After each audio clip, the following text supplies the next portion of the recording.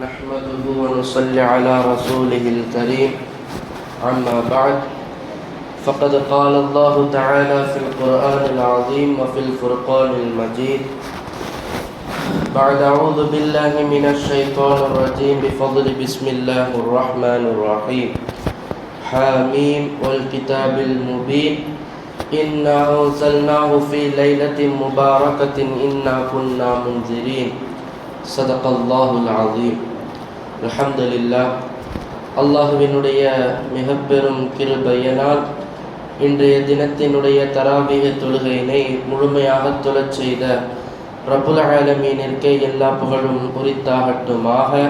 இந்த ரமதானுடைய மாதத்தில் எஞ்சி இருக்கக்கூடிய அனைத்து தினங்களிலும் எல்லா வகையான அமல்களையும் செய்யக்கூடிய தௌஃபீக்கையும் ஆஃபியத்தையும் ரப்புல் ஆலமீன் உங்களுக்கும் எனக்கும் வழங்கியருள் புரிவானாக. ஆமீன். அல்ஹம்துலில்லாஹ். பெருமானார் ஸல்லல்லாஹு அலைஹி வஸல்லம் அவர்கள் இந்த குர்ஆனை 4 பிரிவுகளாக பிரித்திருந்தார்கள். பல முறை நாம் அதை நினைவுபடுத்தி இருக்கிறோம்.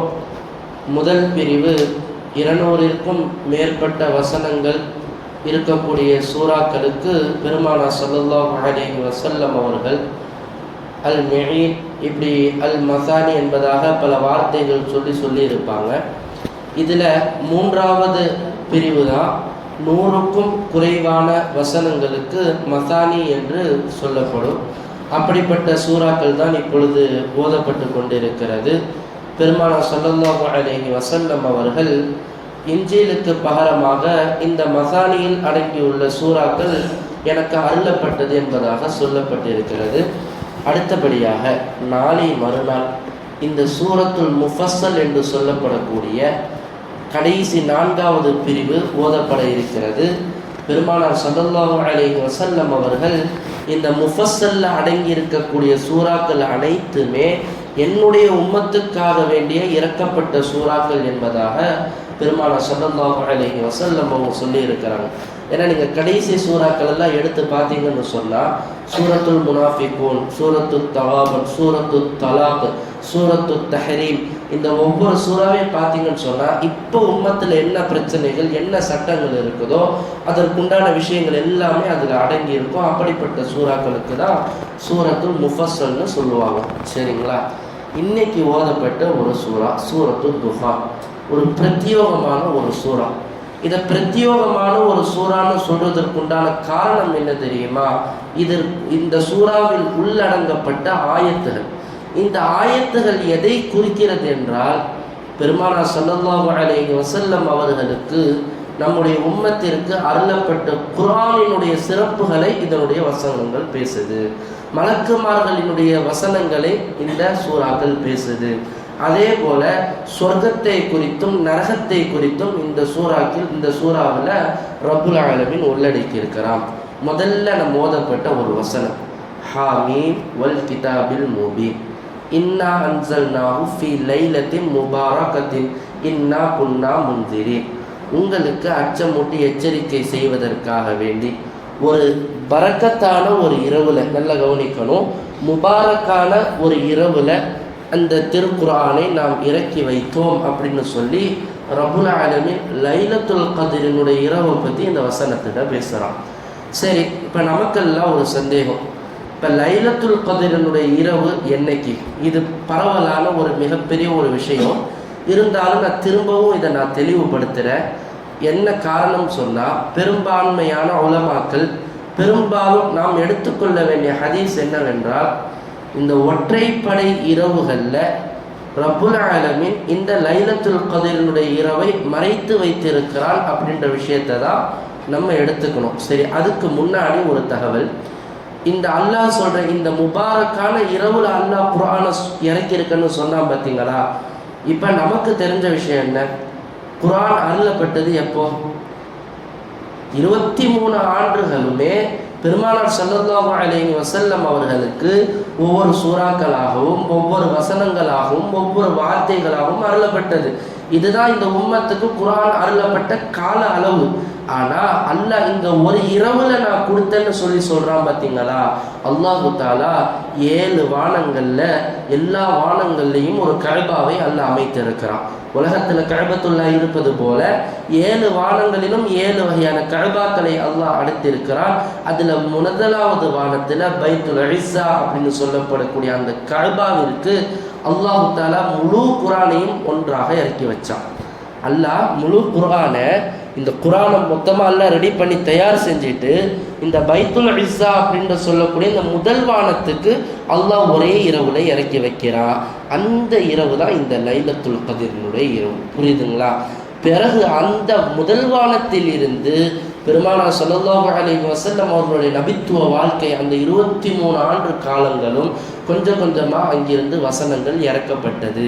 இது குர்ஆன் முதல் வானத்திலிருந்து பூமிக்கு இறக்கப்பட்ட உள்ள விஷயங்கள். இதுதான் இன்று ஓதப்பட்ட ஆயத்தில் அல்லாஹ் தஆலா சொல்லக்கூடிய முதல் விளக்கம். சரிங்களா? இது ஒரு வகையில் எடுத்து வச்சுக்கணும். ரெண்டாவது, இந்த லைலத்துல் கத்ரினுடைய இரவு 27 அன்றுக்கு இருப்பதற்கு என்ன ஆதாரம், என்ன காரணம்? ஏன் சில மக்கள் சில இமாம்கள் 27 அன்னைக்கு லைலத்துல் கத்ர் செய்கிறாங்கன்றதுக்கு என்ன விஷயம்னு சொன்னால், இந்த 27 அப்படின்றது இந்த 7 அந்த 20 விட்டுருங்க, 7ன்றதை மட்டும் எடுத்துக்கோங்க. இப்னு மஸ்ஊத் ரலியல்லாஹு அன்ஹு அவர்கள் உமர் ரலியல்லாஹு அன்ஹு அவர்களுடைய ஒரு சபையில் இவங்க இதை பற்றி ஒரு தர்க்கம் நடக்குது, ஒரு பேச்சுவார்த்தை நடக்குது.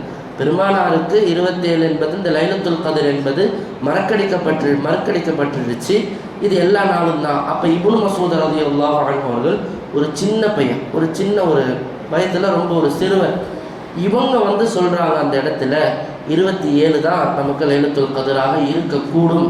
அப்போ உமர் ரலியல்லாஹு கேட்குறாங்க, என்ன காரணம், எதுக்கு 27க்கு நீ சொல்கிறதுக்கு என்ன காரணம்? ஒரு 5-6 உதாரணங்களை எடுத்து வைக்கிறாங்க. அதில் எனக்கு நினைவில் இல்லை, ஒரே ஒரு விஷயத்தை நான் சொல்கிறேன். அல்லாஹு தஆலா குர்ஆனில் பல இடங்களில் சபஅ சமாவாத்துன்ற வார்த்தையை பயன்படுத்தி இருப்பான். 7 வானங்களை நாம் படைத்தோம், 7 வானங்களை நாம் படைத்தோம். இப்படி குர்ஆனில் பல இடங்களில் அல்லாஹு தஆலா 7ன்ற வார்த்தையை பயன்படுத்தி இருக்கிறான். எனவே அல்லாஹ்விற்கு பிடித்தமான எண் 7. அதனால தான் இந்த 7 கணக்கில் 27 அன்னைக்கு லைலத்துல் கத்ர் இரவு இருக்கக்கூடும் அப்படின்னு சொல்லி ஒரு ஆதாரத்தை வைக்கிறாங்க. ஆனால் பெரும்பான்மையான உலமாக்கள் இந்த விஷயத்தை கையில் எடுக்கலை. ஏன்னு சொன்னால், தெளிவான விஷயம் என்ன, நமக்கு அமல் செய்யக்கூடிய விஷயம் என்னன்னு சொன்னால், பெருமானார் ஸல்லல்லாஹு அலைஹி வஸல்லம் அவர்களுக்கு ஜிப்ரீல் அலைஹிஸ்ஸலாம் வஹி கொண்டு வராங்க லைலத்துல் கத்ருடைய இரவை அறிவிக்கிறதுக்காக வேண்டி. வரக்கூடிய சமயத்தில் 2 சஹாபாக்கள் வெளியில் நின்று தர்க்கம் பண்ணிகிட்டு இருக்காங்க, சண்டை போட்டுக்கிட்டு இருக்கிறாங்க. இவங்க சண்டை போட்ட காரணத்தினால ஜிப்ரீல் அலைஹிஸ்ஸலாத்து வஸலாம் அவங்க என்ன செய்கிறாங்கன்னு சொன்னால், அப்படியே வகியை கொடுக்காம ரிட்டர்னில் போயிடுறாங்க. பெருமானார் ஸல்லல்லாஹு அலைஹி வஸல்லம் உடனே வெளியில் வந்துட்டு இவங்களை கண்டித்த பிறகு இந்த விஷயத்தை எடுத்து சொல்கிறாங்க. இது மாதிரி லைலத்துல் கத்ருடைய இரவு வந்த நேரத்தில் இது ஆனதுனால மறக்கடிக்கப்பட்டுடுச்சுன்னு சொல்லி. அப்போ நம்ம இந்த ஹதீஸை தான் பெரும்பான்மையான உலமாக்கள் நம்முடைய எல்லா அகீதா கொள்கை ரீதியாக நம்ம எடுக்க வேண்டிய ஒரு மிக முக்கியமான ஒரு விஷயம். எனவே இந்த இரவு, இன்னைக்கு 21வது இரவு, உலமாக்களினுடைய கருத்து இந்த 21, 23, 25, 27, 29 இந்த ஒற்றைப்படை இரவுகளில் ஏதாவது ஒரு இரவாக இருக்கலாம் என்பது தான் ஏகபித்த கருத்தாகும். இதில் இன்னொரு குழப்பங்களும் இருக்குது. என்னென்னா, லைலத்துல் கத்ருடைய இரவு அன்னைக்கு கடல் தண்ணி உப்பாக இருக்கும், நாய்கள் எல்லாம் அன்றைக்கி ராத்திரியில் குலைக்காது, இப்படி ஒரு பரவலான ஒரு மூடலான விஷயங்கள் வரும். இதெல்லாம் ஹதீஸில் இல்லாத விஷயங்கள். ஹதீஸில் இருக்கிற விஷயங்கள் என்னன்னு சொன்னால், உலமாக்களுடைய கருத்துகள் என்ன சொன்னால், லைலத்துல் கத்ருடைய இரவை உண்மையான முஃமின்களுடைய உள்ளத்தில் அல்லாஹு தஆலா அன்றைய தினம் ஒரு சக்கீனத்தையும் ஒரு ரஹ்மத்தை போடுவான்.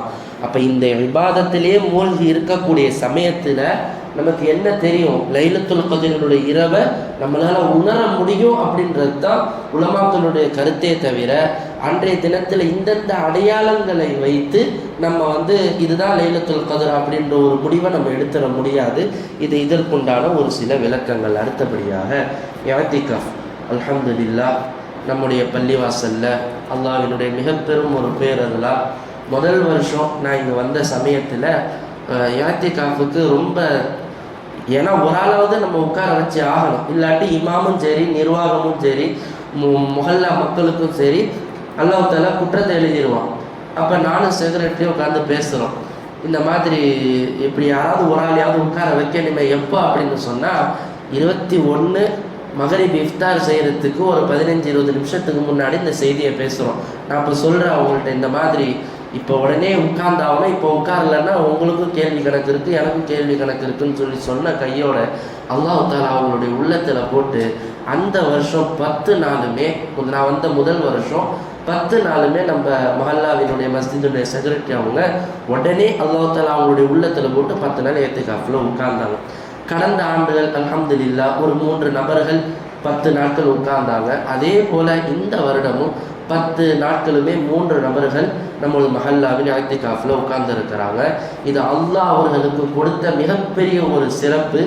இஅ்திகாஃப் உட்கார்றது மூலியமா 2 வகையான நன்மைகள் நமக்கு கிடைக்குது.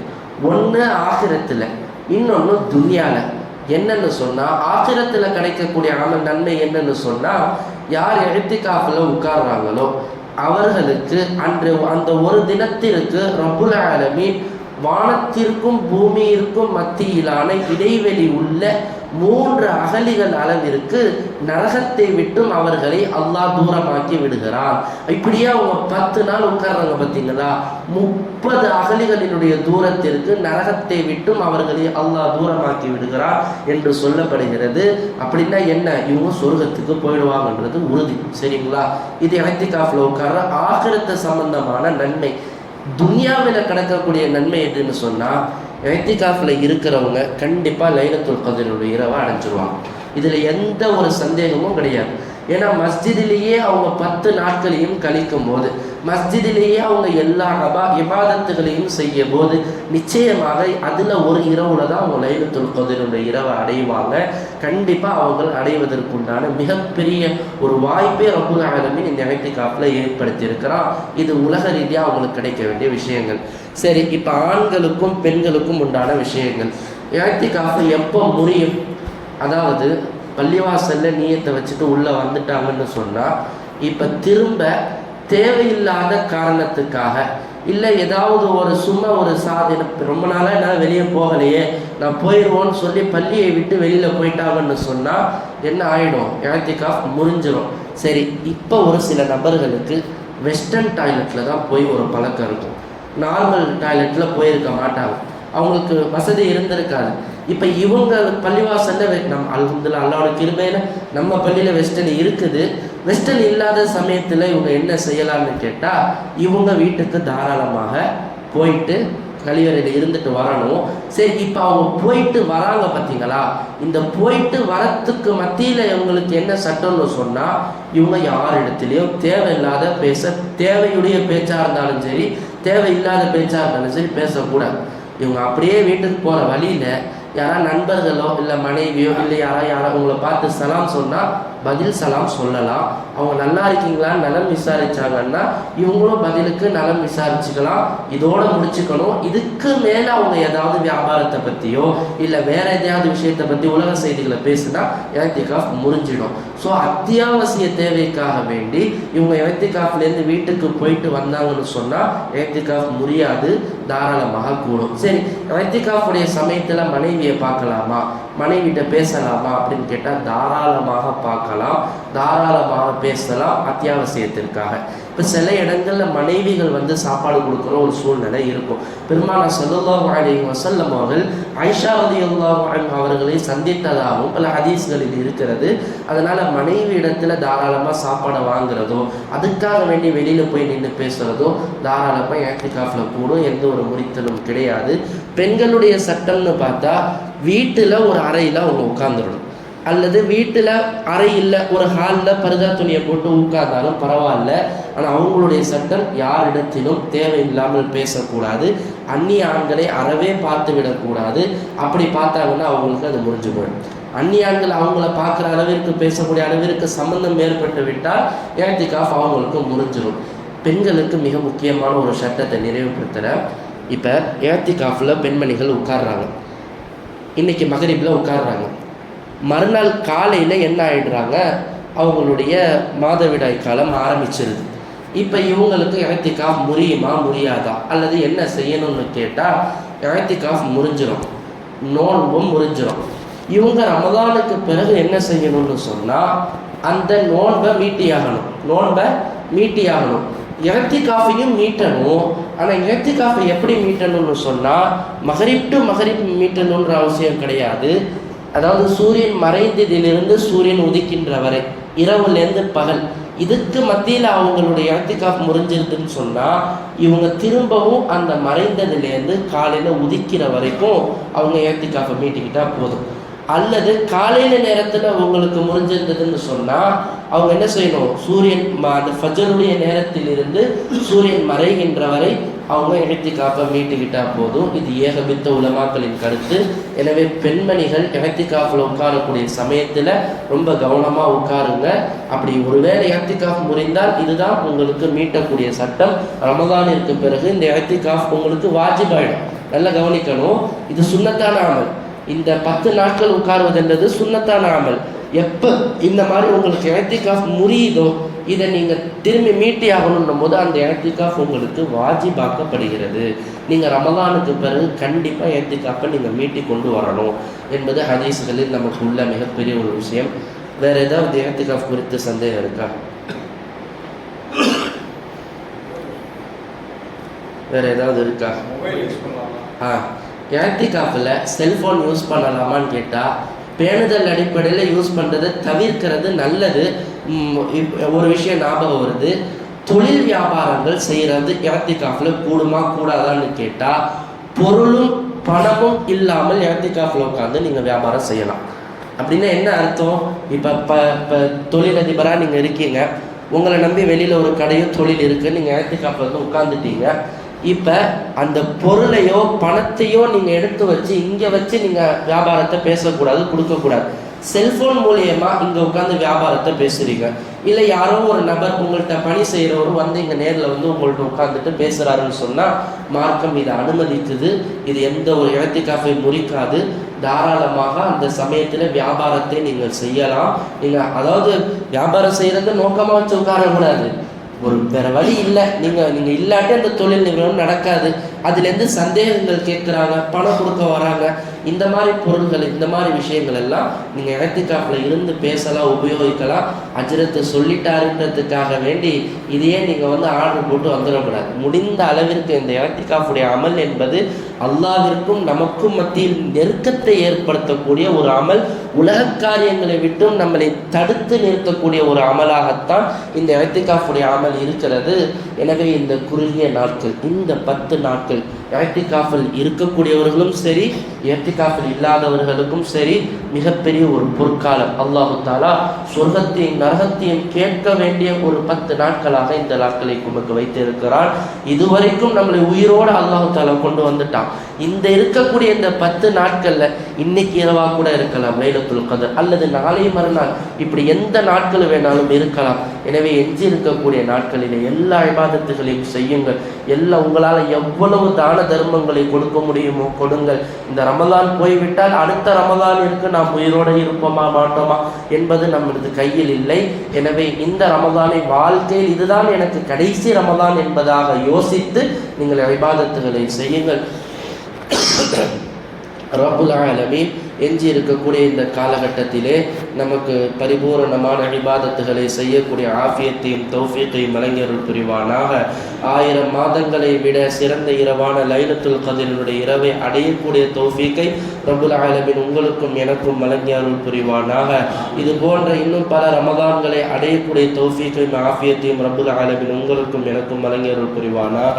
வ ஆகிரு தஅவானா அல்ஹம்துலில்லாஹி ரப்பில் ஆலமீன். நவைத்து